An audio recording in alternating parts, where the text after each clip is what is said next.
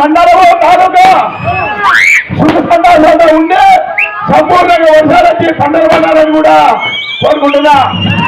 అదేవిధంగా ఈ గ్రామంలో ఇంకా ఎవరికైనా మరి అర్హత ఉండి పథకాలు రాకపోతే వారు మా దృష్టి చాలా సంతోషంతో ఉంది. భారీగా మరి ప్రాంత పరిశ్రమ మీ అందరికీ కూడా పేరు పేరున కూడా నమస్కారాలు తెలియజేస్తున్నారు. మధ్యకేరు మండలంలో అభివృద్ధి పెడుతున్నాగానే వర్షాలు రావడం మరి ఫ్యాన్ గాలి చాలా చల్లగా నీస్తాడు అని చెప్పేసి ఖచ్చితంగా మరి మన వైపు ధర్మం ఉంది కాబట్టి వరద దేవుడు కూడా ఆశీర్వదించాడని చెప్పేసి నమ్మాలి. ముఖ్యంగా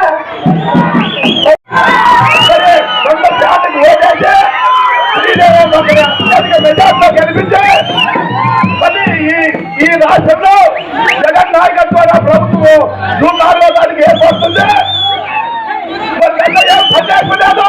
మరి పథకాలు అందరికీ సక్రమంగా మనకు అందాలంటే అవకాశాలకి ఇంటికి రావాలంటే మనం సిరిజావమ్మకి ఎన్నుకున్నాగా మరి జగన్మోహన్ రెడ్డి ముఖ్యమంత్రి కావాలి. ఈ సందర్భంగా మరి మండలి కన్వీనర్ వెంకటేశ్వర గారు, అదేవిధంగా మన మండలి ఎంపీ అనిత గారు 2014లోనే మిగిలిపోయినారు.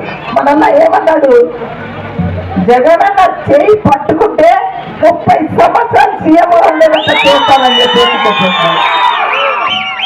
అలాగే 2019 ఏదైతే మనం హామీలు ఇచ్చామో అవన్నీ కూడా నెరవేర్చి అవన్నీ కూడా సచివాలయ వ్యవస్థ, రైతు భరోసా, వెల్నెస్ సెంటర్లు, వాలంటీర్ వ్యవస్థ, ఇంటికి పింఛన్లు, అమ్మఒడి, చేయుత, ఆసర ఎక్కడ కూడా మచ్చ లేకుండా కాపు నేస్తాం.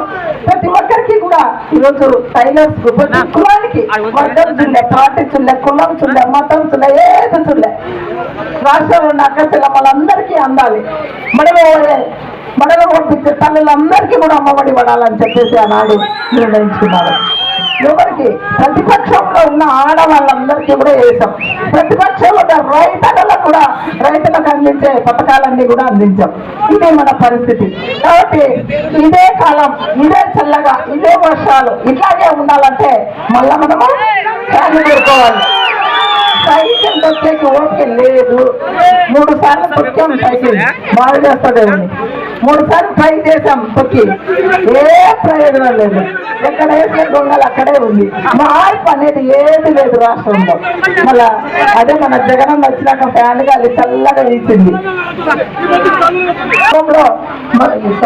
ఈ బజ్రపల్లి గ్రామంలో మనం అన్ని కూడా ఇక్కడ రోడ్లు వేయడం జరిగింది, ఆర్బీకేలుగా జరగడం జరిగింది, వెల్నెస్ సెంటర్లు, పండుగ వాతావరణంలో ఇక్కడంతా కూడా చేసుకున్న పరిస్థితులు మనం అన్ని కూడా